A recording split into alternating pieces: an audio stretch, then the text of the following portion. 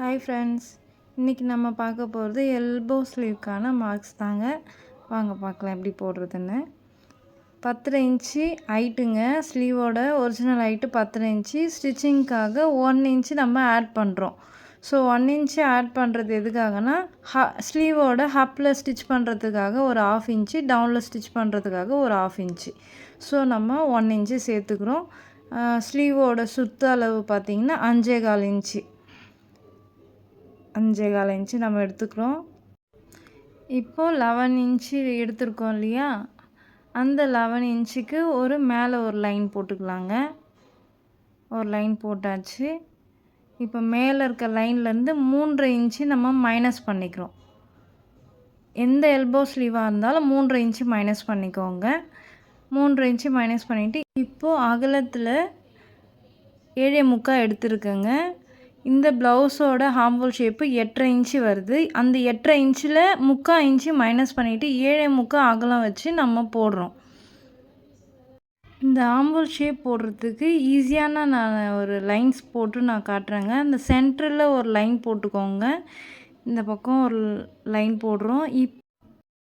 இப்போது லைன் போட்டு முடிச்சதுக்கப்புறம் அகலத்துலேயும் நம்ம பாதி லைன் அளவு எடுத்துக்கலாங்க. இந்த அகலத்தில் நம்ம பாதியாக ஒரு லைன் போட்டுக்கிறோம். ஸோ இப்போது ஒரு பாக்ஸ் மாதிரி வருது. மேலே இருக்க இந்த பாக்ஸில் மேலே ஷேப் வந்த மாதிரி, கீழே இருக்க இந்த பாக்ஸில் கீழே டவுனில் இறங்கின மாதிரியும் ஷேப் போட்டிங்கன்னா ஷேப் பக்காவாக வந்துடும். ஸோ ரொம்ப கஷ்டப்படுற வேலை இல்லை, நம்ம ட்ரை பண்ணால் வந்துடும். ஒரு 20 ப்ளவுஸ் நீங்கள் அட்டன் பண்ணிங்கன்னா ஆட்டோமேட்டிக்காக இந்த லைன்ஸ் எல்லாம் போடாமலே வந்துடுங்க. நமக்கு ஸ்டார்டிங் தான் கொஞ்சம் கஷ்டமாக இருக்கும், அதுக்கப்புறம் ஈஸியாக வந்துடும். ஸ்லீவோட எக்ஸ்ட்ரா பீஸ் எல்லாம் கட் பண்ணிடலாங்க. சைடில் இருக்கிறதெல்லாம் கட் பண்ணிடுறேன் ஃபஸ்ட்டு.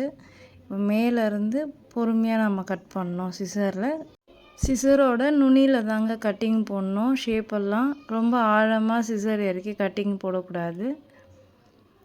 இப்போது ஆர்கட்டு ஒன்று போட்டுக்கலாம். எல்போ ஸ்லீவ் கட்டிங் ரெடிங்க. இப்போ எல்போ ஸ்லீவுக்கு ஒட்டு போட்டுடலாங்க. ஃபுல்லாக துணி பத்தலை, அதனால் நான் கொஞ்சம் குறைச்சி நான் மடித்து போட்டிருக்கேன். ஸோ இப்போ அந்த குறைச்சி மடித்து போடுற அந்த இடத்துல நம்ம பீஸை எப்படி போட்டு நம்ம கட் பண்ணலாம்.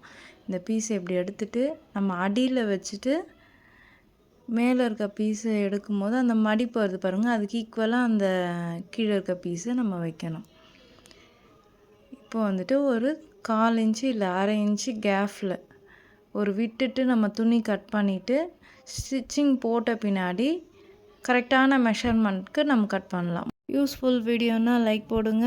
அடுத்து என்ன வீடியோ வேணும்னு கமெண்ட்ஸில் போடுங்க ஃப்ரெண்ட்ஸ். தேங்க்யூ.